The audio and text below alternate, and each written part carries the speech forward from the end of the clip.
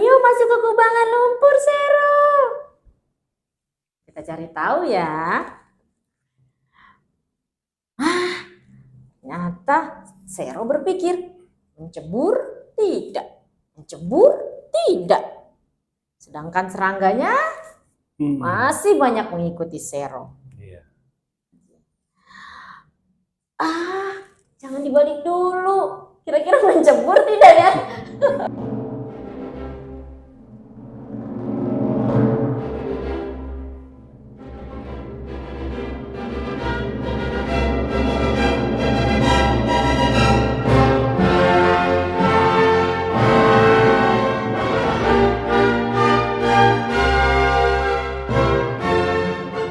Assalamualaikum.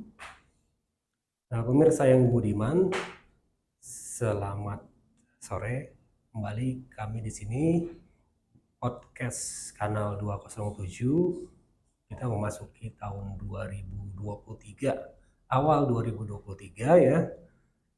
Alhamdulillah kita sudah kedatangan tamu narasumber kita, Ibu Noprigawati. Assalamualaikum Ibu. Ibu Riga, kita panggil Ibu Riga ya. Ibu Riga sebenarnya ini berkiprahnya banyak di dunia pendidikan, kebetulan juga di Kemendikbud ya Bu ya. Juga sebagai seorang yang peduli dan aktif dalam read aloud, ya betul. Ya, bisa dibilang seperti itu. Oh gitu. Gimana kabarnya Bu? Baik, alhamdulillah. Alhamdulillah Bang Wande. Kemarin bulan Desember akhir tahun sibuk banget, kemana aja Bu? Ceritain kegiatannya.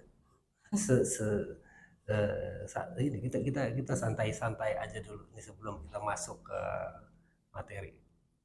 Jadi kemarin kemana aja itu acara-acara di bidang apa sih di Kemendikbud? Di Direktorat SMP. Direktorat SMP ya. Bukan namanya, bukan Dikdasmen lagi, bukan? Itu Direktorat Jenderalnya, Direktorat Jenderal PAUD, Dikdas dan Dikmen. Di bawahnya lagi ada eselon 2, tingkat eselon 2 namanya Direktorat SMP. Bu Riga di Direktorat SMP ya. Oh. Gimana jadinya di tahun 2023 kegiatan Ibu melihat dunia pendidikan? Review dulu deh tentang pendidikan di tahun 2022. Jangan, nggak apa-apa. Jadi pengalaman Ibu kemarin gimana? Oh iya. Saya itu di Direktorat SMP berada di namanya PMO atau PDM 10. PDM 10 itu bergerak di pemulihan pembelajaran. Jadi melakukan upaya-upaya agar pembelajaran itu yang sempat learning loss saat pandemi itu kita pulihkan dengan berbagai upaya. Salah satunya dengan literasi, menggerakkan literasi. Ini literasinya kepada peserta didik atau kepada sasarannya sebenarnya ke peserta didik, tapi melalui perantara tenaga pendidik, guru. Oh gitu. Ya alhamdulillah ya, udah tahun ini sudah online, udah nggak ada atau masih mau ada wacana lagi nggak sih untuk pendidikan online maksudnya? Oh, pendidikan jarak jauh. Jarak jauh lagi. Online sepertinya tidak ya kan, pandeminya juga sudah dicabut ya. Iya, saya dengar kemarin kok mau diaktifin lagi. Ini dengar selentingan kabar dari ibu-ibu ya, ibu-ibu kebetulan kan anak-anaknya masih pada sekolah, kok mau di ini katanya mau di online lagi katanya sekolah. Itu nggak benar berarti informasinya? Sepertinya tidak. Karena memang banyak terjadi learning loss ya saat pembelajaran dilaksanakan secara online. Ya, literasi, pentingnya literasi ya. Benar. Berarti lebih menekankan pada budaya baca. Benar, ya. Jadi sebenarnya ini berkaitan dengan yang tadi yang kita akan masuk tentang topik read aloud ya. Sebenarnya kita ini bagus atau tidak sih budaya bacanya Indonesia ini? Indonesia. Mau yang beneran atau yang menyenangkan? Nyenengin apa yang beneran nih? Ya, yang sebenarnya aja, walaupun pahit atau manis nggak apa-apa. Ya, kita berada di nomor 3 dari bawah ya, berdasarkan survei dari negara yang tergabung dalam OECD. Itu nomor 3 dari bawah. Itu bukan kabar bagus, bukan? Ya. Dan hasil survei PISA yang dilaksanakan oleh OECD itu diikuti oleh sekitar 87 negara, itu juga kurang menyenangkan hasilnya. Hasil PISA itu adalah mengukur kemampuan membaca siswa. Ya, jadi bukannya anak itu diukur bisa baca atau tidak, tapi kemampuan membaca.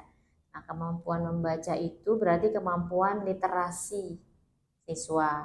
Literasi itu tidak hanya membaca, tapi dia juga bisa memahami teks yang dia baca, kemudian menganalisis teks yang dia baca, mengevaluasi teks yang dia baca. Seperti itu. Jadi ini peringkatnya sebenarnya turun apa sama aja dari tahun ke tahun? Sama juga di bawah-bawah terus kita? Masih di bawah, hanya saja sudah mulai mengalami peningkatan. Itu juga kalau nggak salah berhitung juga termasuk ya? Ya, termasuk itu. Numerasi juga. Numerasi juga. Kemampuan berhitung dan kemampuan membacanya masih 3 dari bawah. Masih di bawah, ya. Kalau salah kalau PISA 78 atau 76 saya baca gitu ya. Ya, kalau tidak salah seputar itulah. Data spesifiknya tidak hafal. Ya, itu keprihatinan kita bersama juga pasti, bukan hanya Kemendikbud ya, semuanya kan. Ya, kayak begitu kita perlu ada peningkatan lah, berarti kan pentingnya ini harus dirasakan oleh semua masyarakat juga untuk kita meningkatkan kemampuan membaca. Salah satu metode yang dipakai Bu Riga ini adalah metode read aloud ya. Read aloud. Read itu membaca, aloud itu lantang, nyaring, keras gitu ya. Tentang definisi read aloud. Read aloud-nya sendiri membacakan dengan suara lantang, nyaring ataupun keras. Jadi tidak di dalam hati, tidak bisik-bisik. Karena memang read aloud itu ada unsur-unsurnya. Yang pertama ada yang membacakan, ada yang dibacakan, ada orang yang mendengarkan. Yang membacakan, orang yang dibacakan, dan ada medianya yaitu buku. Jadi kalau kita membacakan berarti kan kita harus mengeluarkan suara ya. Betul. Benar kan? Saya jadi ingat kisahnya Nabi Muhammad diutus ya. Malaikat Jibril datang, bacalah. Betul. Ya. Itu read aloud termasuk nggak? Kayak gitu kan arti dari Al-Qur'an itu sendiri bacaan. Jadi bacalah Al-Qur'an yang mau dibacakan. Ya. Yaitu firman Allah yang disampaikan oleh malaikat Jibril kepada Nabi Muhammad SAW. Kurang lebih kalau dari ajaran Islam sendiri dari awal justru ya diajarkan seperti itu. Iya benar, karena itu adalah perintah pertama ya. Perintah pertama dalam Islam. Pertama diminta untuk membaca, bacalah. Ya. Jadi itu arti penting yang mungkin banyak orang yang tidak mengetahui hikmah di dalamnya, arti penting di situ. Justru itu kan pendidikan pertama ya. Benar. Pendidikan pertama, malaikat Jibrilnya itu gurunya gitu ya. Kira-kira gitu ya. Peserta didiknya itu. Jadi kayak gitu ya. Kurang lebih itu ada medianya, ada apa yang dibaca tadi. Ya. Ada yang dibaca, ada yang membacakan, ada yang mendengar bacaan itu. Ya. Kalau menurut Bu Riga sendiri ini seberapa efektif biasanya? Seberapa efektif ini dari pengalaman atau dari teori nih? Kalau saya lebih cenderung suka dari pengalaman, karena saya melakukan sendiri ya. Saya sebagai read aloud praktisi. Jadi saya membiasakan melakukan read aloud ke anak-anak di rumah, dan itu berdampak positif ya. Ya, berdampak positif, alhamdulillah. Anak-anak itu jadi senang membaca. Pertama bisa baca, ya bisa baca, kemudian jadi senang membaca dan gemar membaca. Jadi mau ditanamkan yang pertama itu gemarnya dulu, interest gitu ya. Yang pertama dia senang membaca. Ya, senang membaca. Nah, karena dibacakan. Jadi anak-anak itu kan melihat orang-orang di sekelilingnya ya. Kalau misalnya orang di sekelilingnya, entah orang tua atau guru, karena saya posisinya sebagai orang tua, dia melihat orang tuanya senang membacakan. Nah, jadi dia tertarik, apa sih yang dibacakan itu? Dia tertarik dengan aktivitas yang orang tua lakukan. Jadi ketertarikan awal karena orang tuanya membacakan. Pengenalan anak pertama memang lewat orang tua pasti kan ya. Nah, orang terdekatnya orang tua. Dari situ dia proses, kalau baca ngomong orang tuanya gitu biasanya diikutin. Benar kan? Itu proses apa itu? Namanya peniru ulung ya. Peniru ya. Iya, kayak burung apa namanya? Burung beo. Burung beo. Awalnya kan kita nggak tahu, anak-anak tuh ya ngomong apa nggak ngerti, tapi ngikut aja karena dia dengar. Iya. Karena dengar dari orang, dia ngomong sama persis. Dia udah bisa. Proses kayak begitu dari awal seperti itu ya mungkin. Iya, benar. Ada yang dibaca. Apa yang harus dibaca? Yang harus dibaca ya medianya media cetak ya. Media cetak dulu yang dikenalkan ke anak. Apalagi kalau anaknya masih usianya masih bilangan bulan. Jangan dipaparkan ke yang media elektronik. Baik, itu kembali ke read aloud tadi, ada yang membacakan, ada yang mendengar orang yang membacakan, ada media yang dibaca. Benar.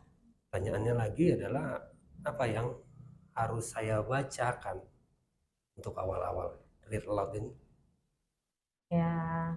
Kepada anak berarti ini kan? Benar, iya, kepada anak, karena ini cerita pengalaman ya. Pengalaman saya ke anak. Yang pertama yang perlu dibacakan adalah sebagai seorang Muslim, saya membacakan kitab suci dulu. Al-Quran. Iya, Al-Quran, membacakan Al-Quran, entah itu ayatnya atau artinya, itu dibacakan. Bahasa Arab itunya, iya bahasa Arabnya. Bahasa Arabnya dibacakan. Sama terjemah. Sama terjemahnya. Oh iya. Ya, itu pengenalan awal. Setelah itu kita bisa variasikan. Bisa buku-buku bacaan anak, itu kan banyak ya. Buku-buku bergambar bacaan anak.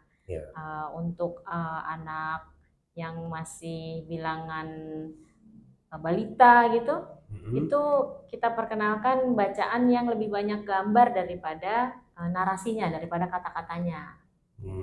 Baik, berarti kisah-kisah fiksi kurang lebih. Ya. Benar. Jadi itu ada kisah-kisah, nggak terlalu panjang juga ceritanya. Ya. Banyak gambarnya. Ya. Itu menurut pengalaman memang lebih tertarik anak. Iya, lebih tertarik kan dengan adanya gambar. Penglihatan mereka jadi terangsang ya, melihat warna-warni, melihat bentuk gitu. Kemudian dengan adanya gambar juga mereka bisa jadi baru pertama kali melihat gambar itu dalam hidupnya, jadi ada rasa keingintahuan. Oh iya. Kalau anak-anak kan biasanya gitu ya, kalau kita bawa ke jalanan naik mobil aja rasa keingintahuannya tinggi. Iya. Itu apa? Dia ngelihat seolah-olah baru ngelihat dunia. Iya. Jadi tanya kanan kiri, itu apa ya. Benar. Pasti begitu ya. Iya. Dia visual, dia udah lihat, dia udah langsung tanya. Keingin tahuannya apa secara naluriah memang sudah tinggi anak-anak. Iya. Kemudian ada nggak tahapan-tahapannya Bu Rika untuk read aloud ini? Read aloud membaca ya. Ada tahapan-tahapannya. Jadi ada namanya sebelum membaca, kemudian saat membaca, dan setelah membaca. Kalau sebelum membaca, kita ajak anak, kalau anaknya sudah bisa kita ajak diskusi ya, kita ajak mau pilih buku bacaan yang mana nih, gitu. Jadi kalau bisa itu buku bacaan yang anak yang pilih, bukan kita yang memaksakan ini aja ya, ini aja ya gitu. Kecuali kalau memang nggak punya koleksi yang beragam ya. Iya. Itu kalau sebelumnya. Nah, setelah anak memilih buku bacaannya yang mana, ya kita bacakan sampulnya terlebih dahulu. Ya. Oh ya, ada satu hal sebelum kita bacakan ke anak, kalau bisa kita tuh sudah baca lebih dulu bukunya, agar kita juga bisa lebih menjiwai, kemudian tahu kapan intonasi suara kita harus bermain di sana. Kemudian kapan mimik wajah kita harus kita mainkan. Kan nggak mungkin ya baca buku ada kalimatnya yang bertanya gitu, tapi kita datar aja gitu bacanya. Jadi ada suara, ya. Itu penting juga intonasi. Nah, kita kenalkan dulu sampulnya. Ya, kenalkan sampulnya. Di situ judulnya apa, kemudian penerbitnya dari mana, ya, nama penerbitnya itu harus kita bacakan juga. Ya, kita bacakan. Kemudian penulisnya dan ilustratornya. Kenapa itu penting? Karena adanya sebuah buku atau media cetak, pasti ada orang yang membuat, bukan tiba-tiba aja ada gitu kan. Itu pertama. Kemudian yang kedua, kita juga mengenalkan profesi kepada anak-anak. Profesi ilustrator katanya ya, penerbit, penulis. Walaupun anak-anak nggak ngerti juga penerbit itu apa. Bisa jadi mereka belum paham ya, tapi kalau yang sudah banyak tanya, pasti akan tanya, ilustrator apa sih? Nah, merangsang keingintahuan lebih lanjut. Benar. Kalau kita bilang ini ilustrator itu apa? Nah, itu kan sebelum. Kemudian saat membacakan ya kita mulai membaca isinya. Di situ jangan full kita bacakan sampai selesai tanpa ada interaksi dengan anak. Interaksinya sebelum selesai dibacakan semua juga. Ya, saat membaca kita bisa melakukan interaksi, misalnya kira-kira apa ya yang akan dilakukan ini si tokoh gitu ya. Selanjutnya biar anak itu berpikir, kemudian menebak sesuai dengan imajinasi dia, sesuai dengan pengalaman dia sehari-hari. Nah, nanti jawabannya baru bisa kita dapatkan setelah kita baca selanjutnya. Selanjutnya kita balik. Ini belum dibalik nih. Kita udah baca tanya ini selanjutnya kira-kira gimana gitu. Ya, benar. Ini malingnya bakal ditangkap nggak? Maling urusannya. Ini bakal mandi kan gitu. Kemudian juga kalau misalnya buku itu berkaitan dengan suara-suara hewan, kita ajak tuh anak menirukan suara hewan. Misalnya bagaimana suara harimau, bagaimana suara burung. Jadi anak juga ikut aktif terlibat dalam proses membaca buku. Awalnya kita yang membacakan dulu. Benar, ya. Tapi inginnya supaya anak tuh lebih interaktif sendiri. Iya. Lebih terlibat ya. Terlibat, merangsang proses berpikir dia juga. Ya kan? Itu saat membacakan. Nanti setelah membacakan ada lagi Apa itu? prosesnya. Setelah membacakan kita nggak langsung oke sekian ya bukunya tutup, nggak gitu. Kita coba review. Review ini bukan sejenis ujian atau asesmen ya ke anak gitu, kasihan banget anak kecil kok kita kasih ujian baca buku, besok-besok bubar. Tadi siapa nama tokohnya, apakah dia ingat ya kira-kira. Nah itu melatih konsentrasi dia. Nah, kita tahu dia ini konsentrasi apa enggak saat baca, fokus enggak.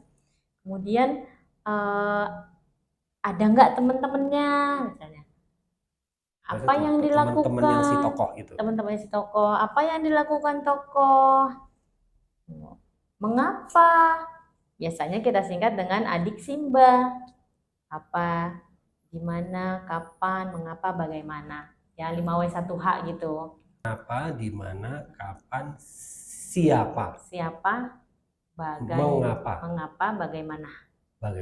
Adik Simba ya. Mencatat Jadi ya. Simba punya adik. saya kenalnya Simba doang itu. Simba aja. Ini Simba, anak adiknya ya. Si Raja Singa kan. Lion King. Kelihatannya harus mempraktekkan dulu ya. Kalau kita nggak mempraktekkan kayaknya sulit langkah-langkah itu diterapkan. Nah. Ya udah tuh, coba Bu Riga dipraktekkan bukunya, coba Bu Riga, monggo. Ini buku apa? Ini bukunya berjudul Hus. Nah, arahnya ke sana coba. Ya. Ini ke teman-teman apa ke anak nih ceritanya? Kan ngadep kamera nih. Gimana cara supaya orang tuanya bisa mempraktekkan seperti Bu Riga? Ya. Jadi ini ayah dan bunda ya. Kenapa saya sebut ayah dan bunda? Karena pendidikan itu tanggung jawab ayah dan bunda, bukan cuma bunda aja ya. Iya. Ini buku yang akan saya bacakan berjudul Hus. Ya, ditulis oleh Iza Anissa dan ilustratornya Aprilia Muktirina. Penerbitnya ternyata ada di belakang, Naura Kids. Ya. Ada gambar apa di sini? Mau jawab? Apa? Coba jawab. Gambar apa? Oh, nggak tahu. Ada gambar gunung. Ada gunung. Gimana ya? Ya gunung. Kita nggak boleh menyalahkan ya. Itu gunung bukan sih? Biar aja mau menjawab sesuai dengan jawaban anak. Ini apa ya? Itu daun. Oke, baik. Yuk kita lanjut ya. Matahari panas menyengat. Berendam di lumpur pastilah nikmat. Tapi tidak bagi Sero. Lihat nih, teman Sero mau menjebur. Gimana kalau menjebur ke air bunyinya? Piur. Pintar. Kotor. Ayo masuk ke kubangan lumpur, Sero. Tidak mau, Bu.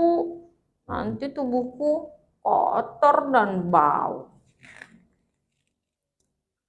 Sero berusaha mendinginkan tubuhnya memakai kipas. Masih panas.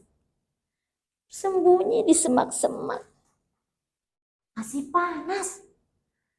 Nah, ini baru sejuk. Sero duduk di mana ya?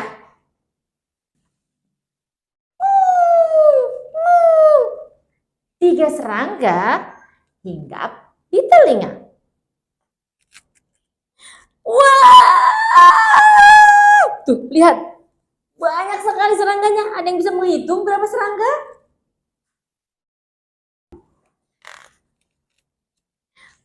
Aduh. Sero harus bagaimana? Kira-kira apa yang dilakukan Sero ya? Apa yang dilakukan Sero? biasanya Penasaran. melarikan diri. Melarikan diri. Kita cari tahu ya. Ternyata Sero berpikir, mencebur tidak, mencebur tidak. Sedangkan serangganya masih banyak mengikuti Sero. Iya. Jangan dibalik dulu. Kira-kira mencebur tidak ya? Terala. Akhirnya Sero memutuskan untuk mencebur. Mari sama-sama kita mencebur bersama Sero. Piur. Wah, ternyata berkubang itu asyik. Tidak panas dan tidak ada serangga. Iya. Bagian kisah si Sero. Saya kira Sero itu apa ya? Ayo, siapa yang buat PR buat minggu depan itu? Siapa Sero sebenarnya? Ya, ini bisa dijadikan bahan diskusi selanjutnya setelah membaca buku. Oh iya. Ya, bisa jadi memang anak belum pernah tahu ini jenis hewan apa. Emang beda sih ya kalau udah praktisi membacakannya. ini kalau kayak begini memang udah pengalaman. Kalau membacakan awal itu bagusnya seperti apa? Bisakah misalnya kayak ASMR sekarang anak-anak gitu ya? Itu termasuk gitu. Pakai efek-efek gitu ya. Tadi tidak ada media yang digunakan ya? Nggak ada ya? Hanya buku ya? So, buku suara aja? Kalau misalnya memang memungkinkan dan mau agak repot sedikit, itu ayah dan bunda bisa membuat media dulu sebelum membacakan buku. Jadi praktis ya cuma buku itu aja, ya, itulah yang dipakai. Sebenarnya udah cukup seperti itu. Nah, buku dan tadi saya bacakan buku dengan intonasi serta mimik wajah ya, ekspresi ya. Nah, dengan ekspresi pasti bisa lah berekspresi. Ada kata-kata yang memang harus diekspresikan. Saya tadi, wah, masa ada kalimat seperti itu dan dari gambarnya kan terlihat dia itu berteriak. Kan gak lucu kalau misalnya kita cuma baca, wah. Gak seru.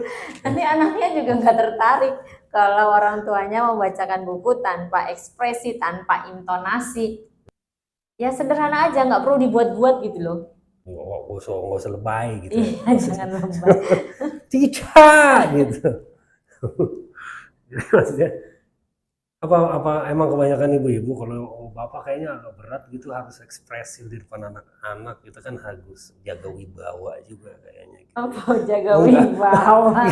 Enggak ya? Enggak. Justru ada pengalaman-pengalaman dari video-video tentang read aloud itu bapak-bapak malah keren banget gitu. Bisa membawakan suara anak-anak seperti apa, suara bapak-bapak ya jelas dia bisa ya, suara bapak-bapak bagaimana, kemudian suara ibu-ibu seperti apa, itu bisa. Udah ada contohnya, banyak contohnya. Ya kalau saya pengalaman memang pernah bukan membacakan masalahnya. Jadi waktu anak ponakan saya masih pada kecil-kecil gitu, susah tidur, dia minta diceritain, kan nggak ada bukunya, kita ngarang-ngarang aja, jadi nggak ngawur-ngawur kayak jalan ceritanya.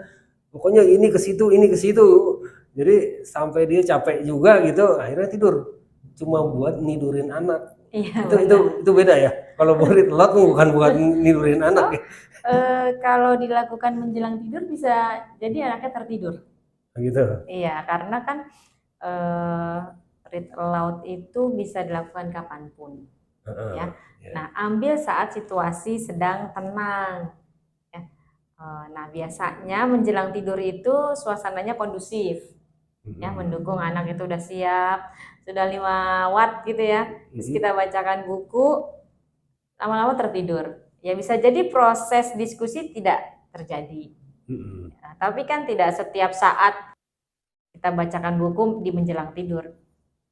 Jadi kalau waktu ada spesifik nggak untuk read aloud? Tidak ada ya. Nggak juga.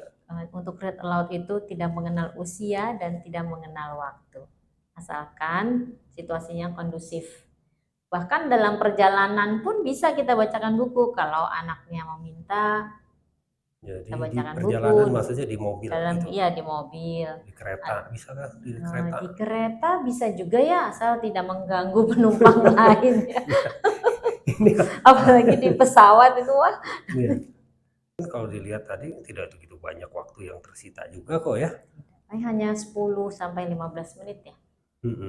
Kalau sudah tidak kondusif ya di stop aja. Nggak perlu dilanjutkan, ini bukunya belum selesai nih dibacain. Harus kalian dengarkan ya sampai selesai. tidak seperti itu. Tapi kalau untuk anak-anak yang sudah terbiasa, satu buku pun tidak akan cukup.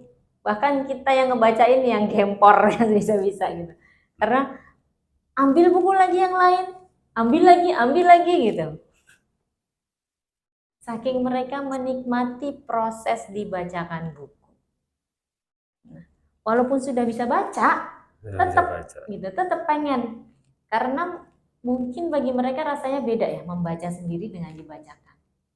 Anak yang sudah dibacakan dan orang tuanya read aloud itu hampir berapa persen sih ketertarikan dia untuk membaca di kemudian hari itu, ketimbang yang nggak pernah sama sekali dibacakan? Nggak pernah sama sekali ya. Wah, mainnya data nih ya. Berapa persen berarti kan pernah ada survei kemudian diolah surveinya. Belum ada data. Belum ada data. Tetapi kita ada di perkumpulan ya, di komunitas Read Aloud. Ya, di komunitas. Di komunitas itu komunitas Read Aloud itu belum lama sih ya, baru 3 tahunan. Dan belum bisa menyimpulkan ini senang belajar gitu ya. Tetapi dari komunitas itu bukan senang belajar, senang membaca. Senang membaca. Oh iya, senang membaca. Kita kan Insya Allah itu dipastikan. Beda, soalnya kalau senang belajar sama membaca. Ada yang teman saya senang membaca, tapi membacanya bukan lagu pelajaran gitu, Koping Ho gitu misalnya. Membacanya tenaga dalam, ya kan? Satu tumpuk ke kamarnya itu buku semua, ya kan? Tapi kena surat ini juga SP juga, baca mulu. Tapi emang minat bacanya luar biasa. Tapi salah bacaan gitu, yang bacaannya harusnya di waktu senggang dipakai tiap hari gitu. Tapi pasti ya, itu Insya Allah ya. Senang membaca. Senang membaca. Ya. Insya Allah senang membaca. Pengalaman tiga anak saya yang sudah sering dibacakan buku, ya, dia sudah membaca sendiri, sudah mulai membaca sendiri sejak sekitar usia 6 tahun itu ambil buku kemudian baca, ambil buku baca. Itu sebagai gambaran bahwa dia senang membaca ya. Sampai sekarang pun. Jadi yang harus diperkenalkan dari awal memang anak-anak harus dari kecil dibacakan buku supaya dia sendiri nanti akhirnya gemar suka membaca. Apa aja dibaca kadang-kadang gitu. Iya, tapi jangan apa aja ya. Itu kan apa yang harus dibacakan? Dibacakan yang jelas itu yang bisa berdampak positif bagi hidupnya si anak. Yang kalau bisa bermanfaat untuk hidupnya dia. Kalau misalnya asal baca, ya nanti baca kan bacaan itu banyak ya. Bisa jadi yang dia baca nanti bukan hal yang bermanfaat untuk dirinya, tapi malah bisa merusak dirinya dia. Karena bahan bacaan itu bisa bebas didapatkan di mana saja. Hal yang perlu diperhatikan atau pesan-pesan Ibu Riga kepada orang tua dulu deh untuk read aloud ini, ada yang mau tapi belum tahu caranya gimana. untuk membacakan keras kepada anak supaya anak juga bisa minat membaca. Itu apa yang bisa disampaikan oleh Bu Riga? Ya, sebenarnya adalah kemauan kita ya. Kemauan kita meluangkan waktu 10 menit dari 24 jam yang kita miliki. Hanya 10 menit. Ambil buku dan bacakan. Sesimpel itu sebenarnya ya. Buku dan bacakan. Iya, sesimpel itu. Kalau misalnya nggak ada buku yang seperti Bu Riga ini, apa yang mau diambil? Buku apa alternatifnya? Di rumah-rumah belum tentu ada buku yang seperti ini. Iya, benar. Kalau tidak salah, pasti semua orang punya ini ya, punya gawai ya, punya gadget ya, punya gadget, dan pastinya ada paket datanya. Nah, di situ ada buku elektronik untuk anak dari Literasi Cloud, Room to Read, bahasa Inggris, Litara. Indonesia. Itu bukunya bisa kita pilih nanti berbahasa apa. Kalau Litara itu bahasa Indonesia, Literasi Cloud, Room to Read itu disediakan berbagai macam bahasa. Nanti tinggal kita pilih Room bahasanya. To Read namanya. Benar, Room to Read, Literasi Cloud. Di situ nanti tinggal kita pilih buku ceritanya mau yang banyak gambar atau yang sudah banyak bacaan. Disesuaikan dengan kondisi anak kita, kemampuan bacanya. Tinggal pilih aja, nanti kita bacakan. Seperti itu. Misalnya anaknya lebih suka horor gitu, membacakan horor pada takut semua ya. Anak-anak horor ya nggak ada. Belum ya. Ada. Kalau saya dulu ceritain soal dinosaurus mulu soalnya, paling seneng banget akhirnya. Dulu bukannya Petruk Gareng, bukan zaman kita. Bukan saya ceritain ke. Ceritain ke ponakan itu. Dinosaurus. Akhirnya mau gila dinosaurus mereka itu, dikit-dikit dinosaurus, gambar-gambar juga begitu. Ya mungkin itu ya harus diperhatiin juga. Kalau bisa yang masuk ya ke anak. Benar. Bikin anak tertarik gitu ya. Jadi berapa? 10 menit. 10 menit saja bacakan buku ke anak. Oh iya, membacakan buku itu juga bisa mengalihkan ketertarikan anak pada gadget. Membacakan buku cetak ya, membacakan buku cetak. Dia jadi lebih senang membaca buku, membalik-balik buku daripada melihat gadget. Sebagai orang tua juga sebenarnya banyak hal positif yang bisa kita dapat. Jadi membangun keeratan hubungan antara anak dan orang tua, keharmonisan. Kemudian juga itu nanti akan jadi memori indah buat anak. Dulu saya sering dibacakan buku oleh ayah, oleh ibu waktu kecil. Baik, alhamdulillah. Oke, ada lagi yang mau ditambahkan Bu Riga? Cukup ya? Iya, insya Allah. Baik pemirsa, sampai di sini podcast Kanal 207. Kita akan berjumpa lagi di podcast selanjutnya dengan topik yang lain. Saya di sini undur diri.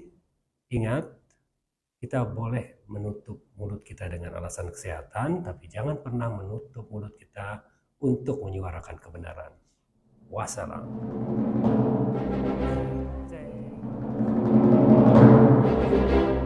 Ini.